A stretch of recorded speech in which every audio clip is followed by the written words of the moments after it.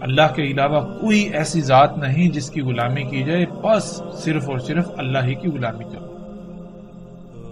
اللہ سبحانہ وتعالی نے کیوں صرف اور صرف اپنی ہی غلامی کا حکم دیا؟ اس کا جواب بھی اللہ سبحانہ وتعالی اس آیت میں دے دیتے ہیں۔ اللہ سبحانہ وتعالی کہتے ہیں کہ اگر ہوتے یا اگر تھے، یہاں ماضی کا صیغہ ہے، اللہ سبحانہ وتعالی بنیادی طور پر یہ کہہ رہے ہیں کہ آسمانوں اور زمینوں میں تھے اللہ کے علاوہ اور الہ، یعنی کہ اللہ کے علاوہ اوروں کی بات مانی گئی، اوروں کی غلامی کی گئی، اس وجہ سے کائنات میں سب کچھ درہم برہم ہو گیا۔ قرآن کا اسلوب ایسا ہے گویا کہ ہم نے ماضی میں کچھ کیا تو ہمیں وہ بتایا جا رہا ہے، لیکن جب ہم قرآن کا ترجمہ کرتے ہیں، قرآن کو پڑھتے ہیں، تو ہم چونکہ اس دور میں اس وقت میں موجود ہیں تو ہم ماضی کے بجائے حال کو لیتے ہیں، تو اس کے مطابق ہم ترجمہ کرتے ہیں، اس کے مطابق ہم قرآن کو لیتے ہیں۔ لیکن قرآن میں اللہ سبحانہ تعالیٰ نے ماضی کا صیغہ استعمال کر کے پہلے ہی یہ خبریں دے دی کہ ایسا سب کچھ ہو چکا۔ اگر تمہیں روکا گیا اللہ کے علاوہ اوروں کو الہ بنانے سے تو تم نہیں رکے، تم نے اوروں کو الہ بنایا، یعنی کہ تم اوروں کو الہ بناؤ گے تو پھر اس کا انجام کیا ہوگا؟ اس آیت میں اللہ سبحانہ وتعالی نے وہ بالکل واضح کر دیا۔ اگر تھے آسمانوں اور زمینوں میں الہ اللہ کے علاوہ تو سب کچھ درہم برہم ہو جاتا، ہر طرف تباہیاں ہو جاتی، ہر مخلوق میں خرابیاں ہو جاتی، تمام مخلوقات میں خرابیاں ہو جاتی، ہر طرف فساد ہو جاتا۔ بس اللہ پاک ہے، اللہ رب ہے عرش کا، اور اللہ پاک ہے اس سے جو کچھ تم کر رہے ہو۔ یعنی اللہ سبحانہ وتعالی نے یہ کہا، اللہ سبحانہ وتعالی یہ کہہ رہے ہیں کہ اللہ سبحانہ وتعالی نے اس کائنات کو خلق کیا تو اس کائنات کے نظام کے چلانے کی جو صلاحیت ہے، جو اہلیت ہے، وہ بھی صرف اور صرف اللہ کے لیے ہے۔ اللہ کے علاوہ کوئی بھی ایسا نہیں ہے کہ جو اس کائنات کا نظام چلا سکے۔ جس کی مرضی سے کائنات میں کچھ ہو سکے تو کائنات ٹھیک رہے، ایسا کوئی بھی نہیں سوائے اللہ کے۔ تو جو کچھ بھی تم کر رہے ہو، جو اعمال، جو کرتوت تم کر رہے ہو، جو حکم تم دوسری مخلوقات کو دے رہے ہو، جو کچھ تم دوسری مخلوقات کو کرنے پر مجبور کر رہے ہو، اللہ نے اس کا حکم نہیں دیا، اللہ اس سے پاک ہے۔ یہ سب کچھ اللہ کے حکم، اللہ کی مرضی کے خلاف ہو رہا ہے، تم خلاف کر رہے ہو۔ تو اللہ سبحانہ وتعالی نے بالکل واضح کر دیا کہ اگر ہوتے آسمانوں اور زمینوں میں اللہ کے علاوہ اور الہ تو کیا ہو جاتا؟ تو فساد ہو جاتا۔ اس لیے اللہ سبحانہ وتعالی نے کہا تھا کہ اللہ کے علاوہ اور کوئی الہ نہیں، اس لیے صرف اور صرف میری ہی غلامی کرو۔ تو آج ہم دیکھتے ہیں کہ آج کیا انسان اللہ کی غلامی کر رہے ہیں یا اللہ کے علاوہ اوروں کی غلامی کر رہے ہیں؟ اگر ہم تھوڑا سا غور و فکر کریں، اپنے ارد گرد نگاہ دوڑائیں، اپنے ہی گریبان میں جھانکیں تو حق ہمارے اوپر بالکل کھل کر واضح ہو جائے گا۔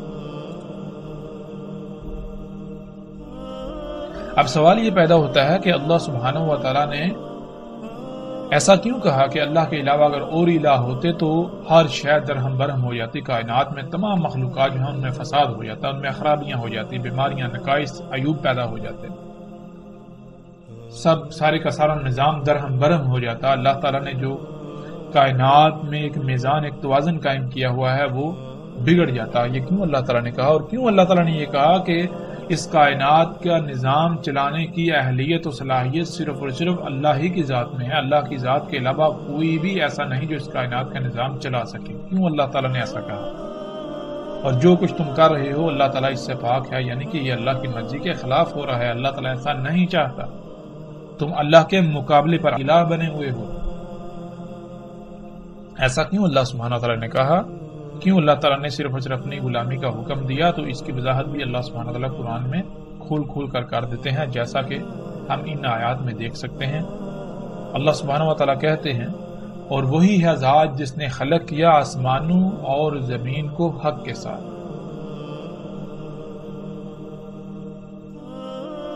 کیا نہیں دیکھا کہ اللہ نے خلق کیا آسمانوں اور زمین کو حق کے ساتھ؟ اور نہیں خلق کیا ہم نے آسمانوں اور زمین کو اور جو کچھ بھی ان کے درمیان ہے مگر حق کے ساتھ۔ خلق کیا اللہ نے آسمانوں اور زمین کو حق کے ساتھ۔ نہیں خلق کیا اللہ نے آسمانوں اور زمینوں کو اور جو کچھ بھی ان کے درمیان ہے مگر حق کے ساتھ۔ نہیں خلق کیا ہم نے آسمانوں اور زمین کو اور جو کچھ بھی ان کے درمیان ہے مگر حق کے ساتھ۔ اب یہاں یہ سوال پیدا ہوتا ہے کہ یہ حق کے ساتھ خلق کرنا کیا ہے؟ جیسا کہ ہم نے پیچھے بھی بیان کیا تھا، پیچھے آیت میں لفظ حق کا ذکر آیا تھا۔ اللہ سبحانہ وتعالیٰ کہتے ہیں ہم نے بھیجا ہے تمہیں حق کے ساتھ۔ تو حق کے معنی کیا ہیں، حق کسے کہتے ہیں، اس کی بھی وضاحت ہو جائے گی اس وقت جب ہم یہ جانیں گے کہ اللہ سبحانہ وتعالیٰ جو کہہ رہے ہیں اللہ سبحانہ وتعالیٰ نے آسمانوں اور زمینوں کو جو کچھ ان کے درمیان ہے حق کے ساتھ خلق کیا۔ تو یہ حق کے ساتھ خلق کرنا کیا ہے، ہمیں اب اس سوال کا جواب قرآن سے حاصل کرنا ہے۔ قرآن اللہ کا کلام ہے، ایسا ہرگز نہیں ہے کہ ہم اللہ سبحانہ وتعالیٰ سے یہ سوال کریں اور اللہ سبحانہ وتعالیٰ اپنے اس کلام کے ذریعے ہمارے اس سوال کا جواب نہ دیں، ایسا ممکن نہیں ہے۔ قرآن اگر اللہ کا کلام ہے، اگر ہمارا اس پر ایمان ہے تو ہم جو بھی سوال کریں اللہ سبحانہ وتعالیٰ اپنے اس کلام کے ذریعے ضرور جواب دیتے ہیں۔ تو اب ہم قرآن سے، اللہ کے کلام سے یہ سوال کرتے ہیں، اللہ سبحانہ وتعالیٰ سے یہ سوال کرتے ہیں کہ اے اللہ یہ حق کے ساتھ خلق کرنا کیا ہے؟ جب ہم یہ سوال قرآن پر پیش کریں، اللہ سبحانہ وتعالیٰ کے سامنے یہ سوال رکھیں، ہم اللہ سبحانہ وتعالیٰ سے یہ سوال کریں تو اللہ سبحانہ وتعالیٰ اپنے کلام کے ذریعے اس سوال کا جواب یوں دیتے ہیں، کیوں نہیں تم تفکر کرتے، غور و فکر کرتے اپنی ہی ذاتوں میں؟ نہیں خلق کیا اللہ نے آسمانوں اور زمینوں کو اور جو کچھ بھی ان کے درمیان ہے مگر حق کے ساتھ، اور خلق کی اللہ نے اجل مسمى، ان سب کی اجل مسمى، اور اس میں کچھ شک نہیں انسانوں میں سے اکثریت ایسی ہے کہ جو اپنے رب کے سامنے کھڑا ہو کر اس کا جواب دینے کا کفر کرتی ہے۔ یعنی انسانوں کی اکثریت ایسی ہے جنہوں نے اس بات کا انکار کر دیا کہ جس ذات نے انہیں خلق کیا اس نے انہیں کسی نہ کسی مقصد کے لیے خلق کیا، اور پھر جس مقصد کے لیے خلق کیا اس مقصد کو پورا کرنے کے لیے جس مقام پر پہنچنے کی ضرورت تھی، جس مقام پر پہنچنا ضروری تھا، اس ذات نے ان کو پروان چڑھا کر اس مقام تک لے کے آئی، اور اگر یہ اس مقصد کو پورا نہیں کریں گے تو وہ ذات ان سے اس کی پوچھ گچھ کرے گی، اس کے بارے میں سوال کرے گی۔ انسانوں کی اکثریت نے اس کا انکار کر دیا کہ ایسا کچھ بھی نہیں ہوگا۔ تو انسانوں کی اکثریت کا یہ انکار کیا زبان سے ہے یا پھر اعمال سے ہے؟ تو اللہ سبحانہ وتعالیٰ قرآن میں بار بار واضح کرتے ہیں کہ اللہ سبحانہ وتعالیٰ زبان نہیں اعمال کی بات کرتے ہیں، قرآن اعمال کی بات کرتا ہے۔ زبان سے انسانوں میں سے شاید ہی کوئی ایسا ہو کہ جو یہ کہے ہمیں جو ہے وہ حساب کتاب نہیں دینا پڑے گا، ہمیں اس ذات کے سامنے کھڑا نہیں ہونا پڑے گا۔ انسانوں میں سے شاید ہی کوئی ایسا ہو، لیکن انسانوں میں سے اکثریت نے جب کفر کیا تو پھر وہ اکثریت نے کفر کیسے کیا؟ وہ کفر ہے اعمال کا، یعنی کہ جس چیز سے، جس شے سے اللہ نے روکا، انسان زبان سے تو کہتے ہیں ٹھیک ہے، لیکن عملاً وہ انہی اعمال کو کر رہے ہیں۔ یہ ہے کفر کرنا۔ لیکن یہاں جو ہمارا سوال تھا، ہمیں اس سوال کا جواب چاہیے۔ ہمارا سوال تو یہ تھا کہ اللہ سبحانہ وتعالیٰ نے یہ کہا کہ اللہ کے علاوہ کوئی بھی ایسی ذات نہیں جس کی غلامی کی جائے۔ کیوں؟ اس کی وجہ یہ ہے کہ اللہ سبحانہ تعالیٰ نے کہا کہ آسمانوں اور زمینوں میں اگر اللہ کے علاوہ کسی کی غلامی کی جائے گی تو سب کچھ درہم برہم ہو جائے گا، کیونکہ اللہ سبحانہ و تعالیٰ نے آسمانوں اور زمینوں اور جو کچھ ان کے درمیان ہے سب کچھ حق کے ساتھ خلق کیا۔ تو اللہ سبحانہ و تعالیٰ نے آسمانوں اور زمینوں اور جو کچھ ان کے درمیان ہے ان کو حق کے ساتھ خلق کیا۔ اس کا مطلب کیا ہے؟ حق کے ساتھ خلق کرنا کیا ہے؟ تو اس کا جواب اللہ سبحانہ و تعالیٰ دیتے ہیں ہمیں اس آیت میں، کیوں نہیں تم غور و فکر کرتے، کیوں نہیں تفکر کرتے تم اپنی ہی ذاتوں میں؟ نہیں خلق کیا اللہ نے آسمانوں کو اور زمینوں کو اور جو کچھ بھی ان کے درمیان ہے مگر حق کے ساتھ، اور خلق کی اللہ نے ان سب کی اجل مسمى، اور اس میں کچھ شک نہیں اکثریت انسانوں سے ایسی ہے جو اپنے رب کے سامنے کھڑے ہو کر حساب کتاب دینے کا کفر کرتی ہے۔ یعنی اللہ سبحانہ و تعالیٰ نے اس آیت میں بالکل واضح کر دیا، اللہ سبحانہ و تعالیٰ نے اس آیت میں ہمیں کھول کر جواب دے دیا کہ آسمانوں اور زمینوں اور جو کچھ ان کے درمیان ہے سب کا حق کے ساتھ خلق کرنا کیا ہے۔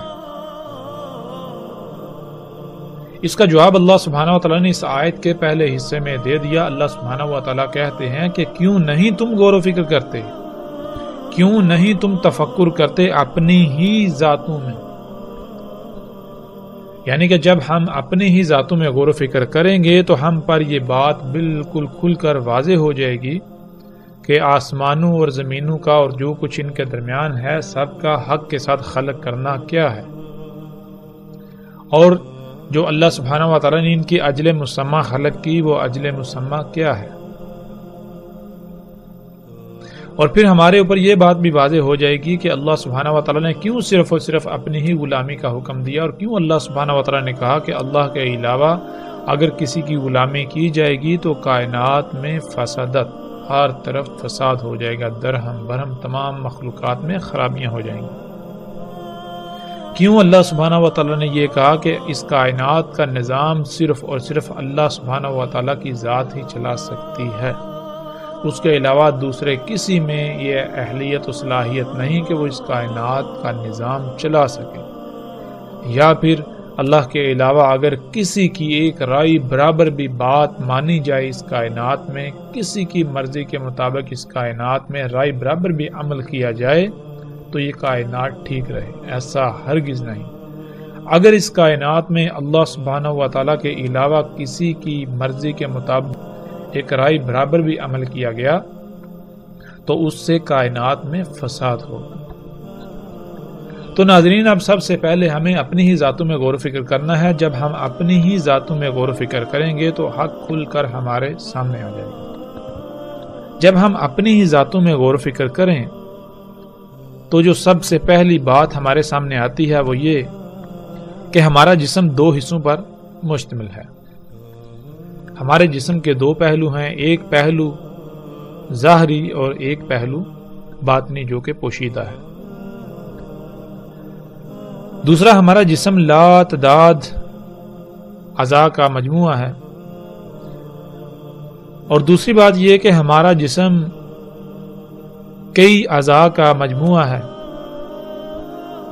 ان میں کچھ اعضاء تو ایسے ہیں جو ہمارے جسم کے ظاہری پہلو کا حصہ ہیں، اور کچھ تو ایسے ہیں جو ہمارے جسم کے باطنی یعنی جو پوشیدہ ہے اس کا حصہ ہے۔ جو جسم ہمارا ظاہری ہے، یعنی ہمارے جسم کا جو پہلو ظاہری ہے، اس میں جو اعضاء آتے ہیں ان میں ہاتھ، پاؤں، ناک، کان، سر، بال، ٹانگیں، گھٹنے، کھال، یہ تمام کے تمام حصے جو ہیں یہ ظاہری پہلو میں آتے ہیں۔ پھر ہم دیکھتے ہیں کہ صرف اور صرف یہ جو ظاہری حصے ہیں، ظاہری اعضاء ہیں، پورا مکمل جسم صرف اور صرف یہ نہیں ہے، بلکہ اس کے برعکس ہمارے جسم کا ایک باطنی پہلو بھی ہے، جس میں ہمارے دل، گردے، پھیپھڑے، خون، انتڑیاں اور ان سمیت کئی اعضاء آتے ہیں۔ پھر ناظرین جیسے جیسے ہم غور و فکر کریں تو ہم پر مزید جو بات واضح ہوتی ہے وہ یہ کہ ان تمام اعضاء کا کوئی نہ کوئی مقصد ہے، یعنی ان سب اعضاء کو کسی نہ کسی مقصد کے لیے خلق کیا گیا۔ اور اسے ہم یوں جان سکتے ہیں کہ اگر ہمارے پاؤں نہ ہوں تو اس سے کیا ہوگا؟ اگر ہمارے پاؤں نہ ہوں تو ہمیں کئی طرح کی تکالیف کا سامنا کرنا پڑے گا، ہم چلنے سے عاجز آ جائیں گے۔ اسی طرح اگر ہمارے ہاتھ نہ ہوں، ہماری آنکھیں نہ ہوں، ہمارے کان نہ ہوں، ہمارا ناک نہ ہو، ہماری زبان نہ ہو یا ہمارا دماغ نہ ہو تو ہمیں کن پریشانیوں کا، مصیبتوں کا، تکالیف کا سامنا کرنا پڑے گا، یہ بھی بالکل واضح ہے۔ تو اس سے ناظرین جو بات سامنے آتی ہے وہ یہ کہ اللہ سبحانہ و تعالیٰ نے ہمارے جسم کے تمام اعضاء کو کسی نہ کسی مقصد کے لیے خلق کیا۔ پھر مزید آگے بڑھتے ہیں۔ جب مزید ہم غور و فکر کریں تو ہم یہ دیکھتے ہیں کہ تمام کے تمام انسانوں میں ہاتھ ایک مخصوص مقام پر ہیں، پاؤں ایک مخصوص مقام پر ہیں، آنکھیں، کان، ناک، سر، دماغ، یعنی جتنے کے جتنے اعضاء ہیں تمام کے تمام انسانوں میں کسی ایک مخصوص مقام پر ہی کیوں ہیں؟ ہر انسان کی آنکھیں ایک ہی مقام پر ہیں، ہاتھ ایک ہی مقام پر ہیں، پاؤں ایک ہی مقام پر ہیں۔ ایسا کیوں نہیں کہ پاؤں کی جگہ ہاتھ ہوں، ہاتھوں کی جگہ پر ناک ہو، ناک کی جگہ پر کان ہوں؟ ایسا کیوں نہیں؟ جب ہم غور و فکر کریں تو ہم پر یہ بات کھل کر واضح ہو جاتی ہے کہ اگر پاؤں کی جگہ پر سر ہو تو پھر ہم زندہ نہیں رہ سکتے، پھر ہمیں تکالیف کا سامنا کرنا پڑے گا۔ سر کو جس مقصد کے لیے خلق کیا گیا وہ مقصد صرف اور صرف اسی وقت پورا ہو سکتا ہے، سر اس مقصد کو تب ہی پورا کر سکتا ہے جب وہ اس مقام پر ہوگا جس مقام پر قائم ہو کر وہ اس مقصد کو پورا کر سکتا ہے جو مقام سر کا ہے۔ اسی طرح جب تک پاؤں اپنے مقام پر نہیں رہیں گے تب تک وہ اپنا مقصد پورا نہیں کر سکتے۔ یعنی جیسے ہم نے غور و فکر کیا تو یہ بات بھی ہم پر بالکل کھل کر واضح ہو گئی کہ اللہ سبحانہ و تعالی نے نہ صرف ہمارے تمام کے تمام اعضاء کو خلق کیا بلکہ ان کو خلق کر کے جو ان کا مقام تھا ہر ایک کو ان کے مقام پر قائم کیا۔ جب تک یہ اپنے اپنے مقام پر قائم رہیں گے تب تک یہ اپنی اپنی ذمہ داری ادا کر سکیں گے، تب تک یہ اس مقصد کو پورا کر سکیں گے جس مقصد کے لیے انہیں خلق کیا گیا۔ بالکل اسی طرح ناظرین جو ہمارے جسم کے پوشیدہ پہلو میں اعضاء ہیں جیسے دل، گردے، پھیپھڑے، دماغ، خون، انتڑیاں، ان سمیت جتنے بھی باقی اعضاء ہیں وہ سب کے سب بھی اپنے اپنے مقام پر رہتے ہوئے اپنی اپنی ذمہ داری ادا کر رہے ہیں۔ کوئی دوسرے کے مقام پر رہ کر اپنی ذمہ داری ادا نہیں کر سکتا، اپنی ذمہ داری پوری نہیں کر سکتا۔ پھر جیسے جیسے مزید ہم غور و فکر کرتے چلے جائیں تو ہم پر یہ بات بھی واضح ہوتی ہے کہ جیسے دل ہے اگر وہ اپنا کام کرنا چھوڑ دے تو جسم کی موت ہو جائے گی۔ یعنی جسم کے تمام اعضاء ایک دوسرے کے ساتھ ایسے مشروط ہیں، سب کا ایک دوسرے کے ساتھ ایسا تعلق قائم ہے کہ جب ایک اپنی ذمہ داری پوری کرے گا تو دوسرا عضو اپنی ذمہ داری پوری کر پائے گا۔ اگر کسی ایک عضو نے بھی اپنی ذمہ داری پوری کرنا ترک کر دی تو اس سے مشروط، اس سے متعلقہ جتنے بھی اعضاء ہیں وہ بھی اپنی ذمہ داری ترک کر دیں گے، وہ اپنی ذمہ داری پوری نہیں کر پائیں گے۔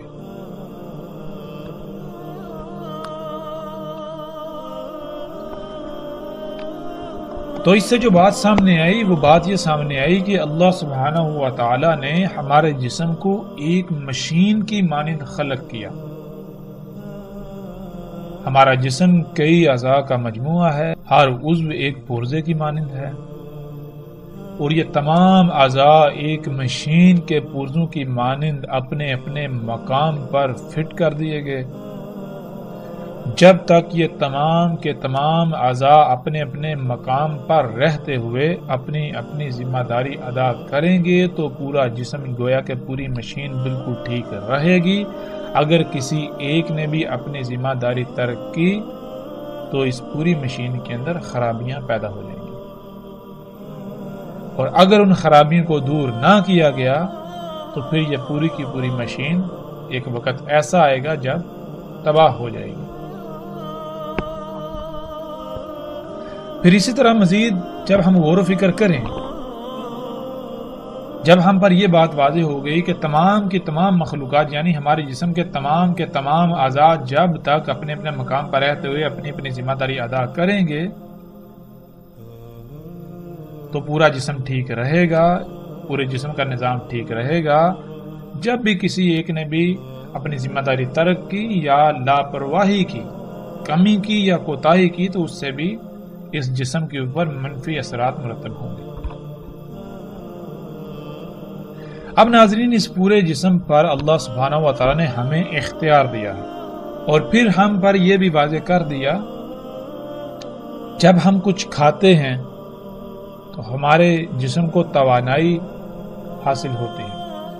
اگر ہم کچھ اچھا کھائیں گے تو ہمارا جسم جو ہے اس کو فائدے حاصل ہوں گے، وہ توانا ہوگا، مضبوط ہوگا، اسے قوت حاصل ہوگی۔ اور اگر ہم کچھ اچھا نہیں کھائیں گے، اگر ہم کچھ زہر آلود کھائیں گے تو اس سے ہمارا جسم کیا ہوگا؟ وہ لاغر ہوگا، مفلوج ہوگا، اس میں سستی پیدا ہوگی، کاہلی پیدا ہوگی۔ ہم جو کچھ بھی کھاتے ہیں، خواہ اس کی مقدار کم ہو یا زیادہ ہو، اس کا رد عمل ضرور مرتب ہوتا ہے۔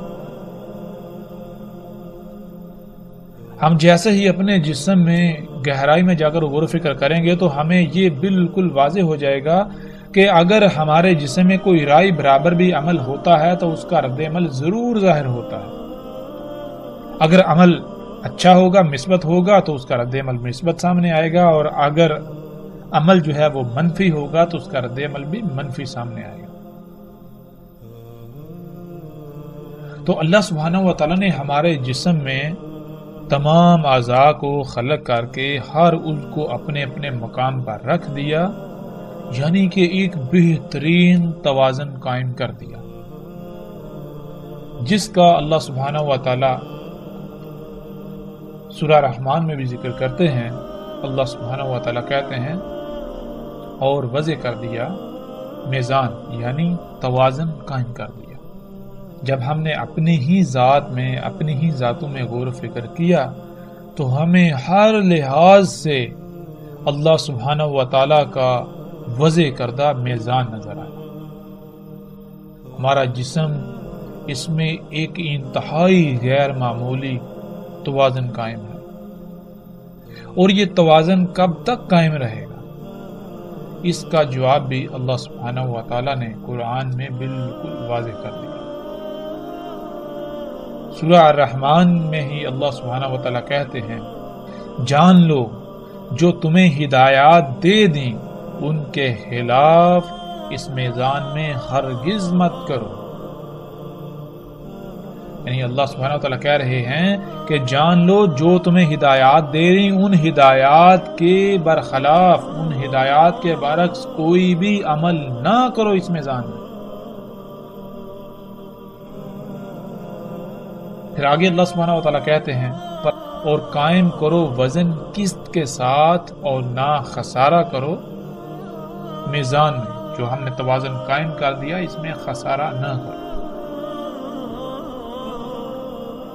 تو خسارہ کیسے ہوتا ہے، کس کے ساتھ وزن اس میزان میں قائم کرنا کیا ہے، اس کو بھی ناظرین ہم یہاں پر جان لیتے ہیں تاکہ ہم پر ہر لحاظ سے ہر بات بالکل کھل کر واضح ہو جائے۔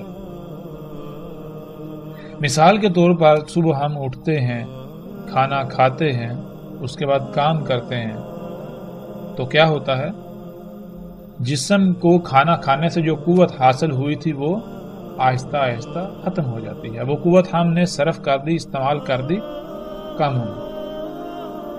تو اللہ سبحانہ و تعالیٰ یہ کہہ رہے ہیں کہ ایسا ہرگز نہیں کرنا کہ جو قوت جسم میں ہے وہ تو استعمال کر لو لیکن واپس جسم کو وہ قوت فراہم نہ کرو. ایسا نہیں کرنا.